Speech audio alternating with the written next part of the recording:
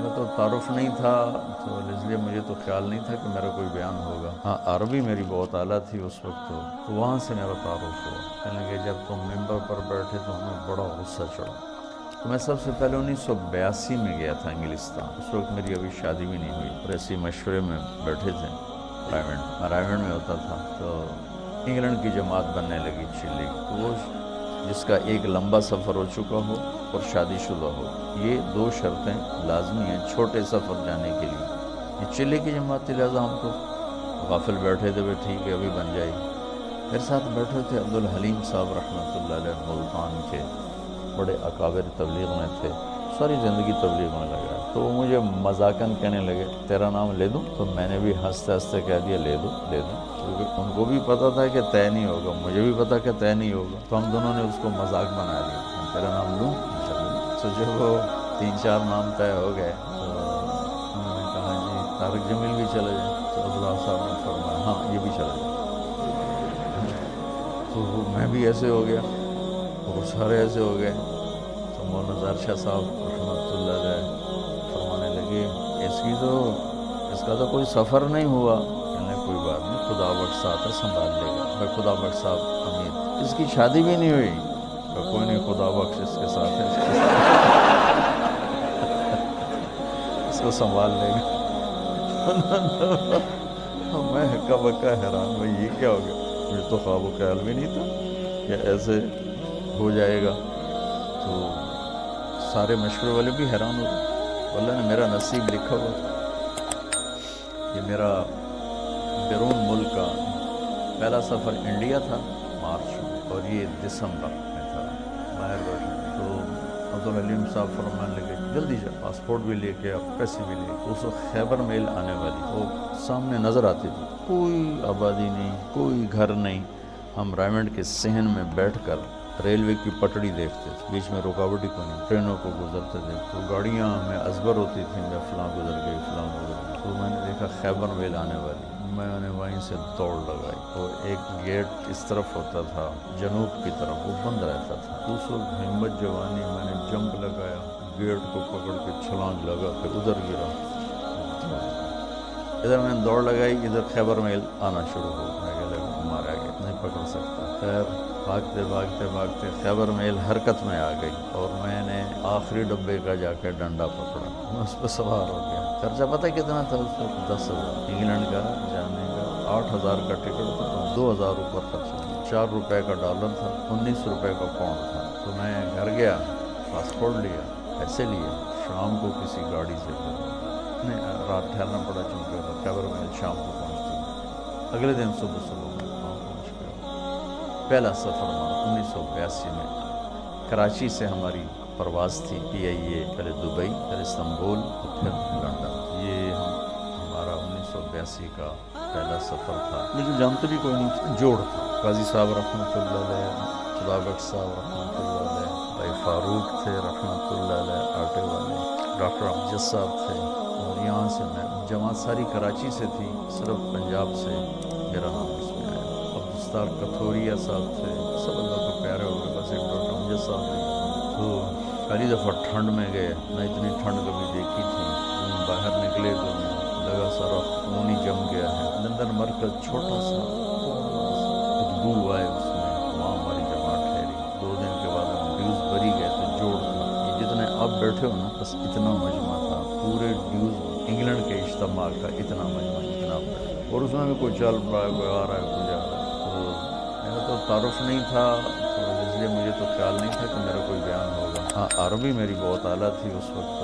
ترجمانوں نے مجھے جاتی لگا دیا بیان کا ترجمہ. تو میں بھی اپنا لگ گیا ترجمے میں. قاضی صاحب رحمۃ اللہ علیہ اور شفقت فرمایا کر، انہوں نے اگلے دن کہا کہ اس کا بھی تو کوئی بیان کرو. پھر وہ انہوں نے طے کر دیا میرا ایک مختصر سا بیان.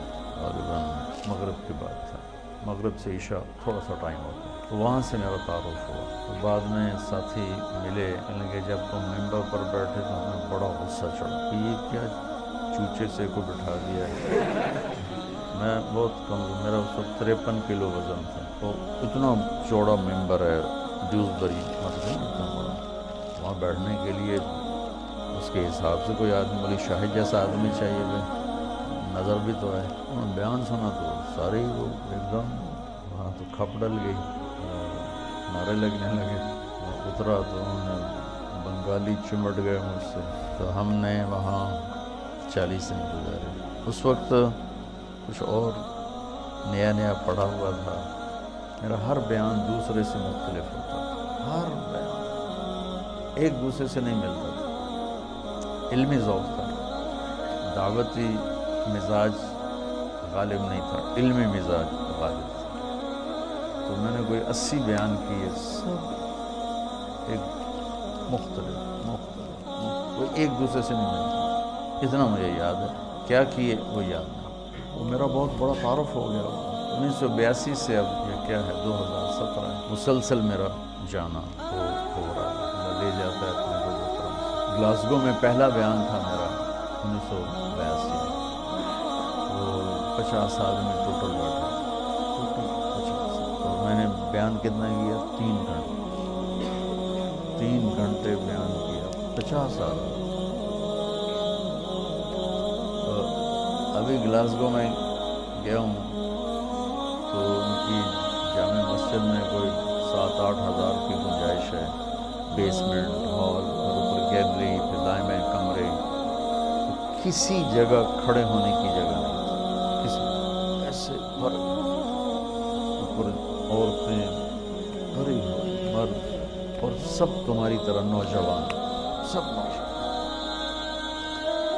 لندن مرکز میں بیان ہوا تو بہت بڑا مجمع کھڑے ہو کے سن رہا تھا بیٹھنے کی جگہ پر. بلیک برن مرکز میں بیان ہوا, بہت بڑا مجمع کھڑے ہو کے سن رہا تھا. تو بلیک برن میں نے کوئی 2.5 گھنٹے بیان کیا, کھڑے رہ گئے, ایک بھی نہیں بیٹھا, سب کھڑے. وہاں گلاسگو میں بھی ایسے ہی دیکھا کہ جن کو نیچے بیسمنٹ میں جگہ مل رہی وہ نیچے نہیں جائے, وہ دروازے میں کھڑے ہو کے بس دیکھنا چاہتے ہیں. تبلیغ کے کام کے اثرات کس طرح معاشرے پر پڑے یہ آپ یہاں بیٹھ کے نہیں سمجھ سکتے. تھوڑا تھوڑا آپ کا مطالعہ ہے اور شیطان آپ کو صاحب رائے بنا دیتا ہے, اور پھر آپ خود اپنی رائے قائم کرنا شروع کر دیتے ہیں. اس سے آپ مار کھا جاتے ہیں اور گھاٹے کے سودے کر بیٹھتے ہیں. اللہ نے میری حفاظت فرمائی. میں نے اپنے فیصلے خود کبھی نہیں کیے تھے,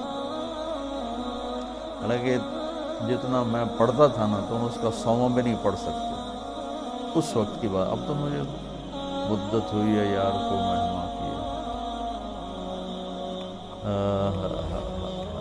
ماں ہر چہ خواندائیں فراموش کردائیں, بھول بھلیں ہوئی. لیکن میں 1 منٹ میرا خالی نہیں ہوتا تھا. کھانا,